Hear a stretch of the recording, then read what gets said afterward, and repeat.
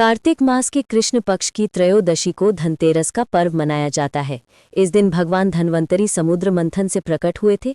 उनके हाथ में अमृत कलश और आयोलिद शास्त्र था, इसीलिए इस दिन का नाम धनतेरस पड़ा।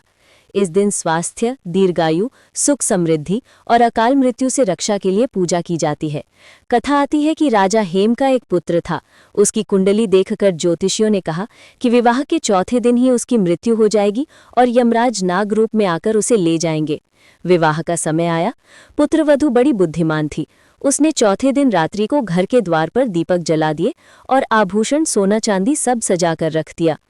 जब यमराज नागरूप में आए तो दीपों की ज्योति और आभूषणों की चमक से उनकी आंखें चौंधिया गई और वे महल में प्रवेश ही न कर सके। राजकुमार की मृत्यु टल गई। तभी से इस दिन यमराज के नाम का दीप जलाने की परंपरा शुरू हुई, जिसे यमदीप दान कहा जाता है।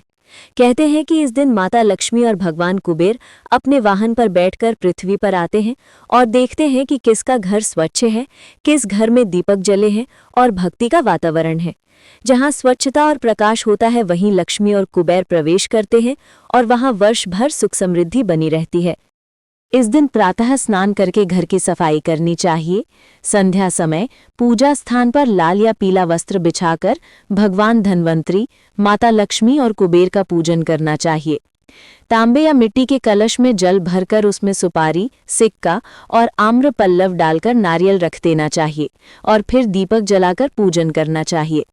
भगवान धन्वंतरी के सम्मुख पीले पुष्प चढ़ाएं और मंत्र बोलें, ओम धन्वंतरये नमः। माता लक्ष्मी और कुबेर को चावल, रोली और पुष्प चढ़ाएं और मंत्र बोलें, ओम श्रीम महालक्ष्म्याय नमः, ओम कुबेराय नमः। संध्या समय घर के बाहर दक्षिण दिशा में यमराज के नाम का दीप अवश्य रखें। इस दिन धातु, सोना चांदी, बर्तन अथवा झाड़ू खरीदना शुभ माना गया है। मान्यता है कि इससे घर में दरिद्रता नहीं आती और लक्ष्मी का स्थायी निवास होता है। धनतेरस की पूजा करने से मनुष्य को स्वास्थ्य, दीर्घायु और समृद्धि की प्राप्ति होती है।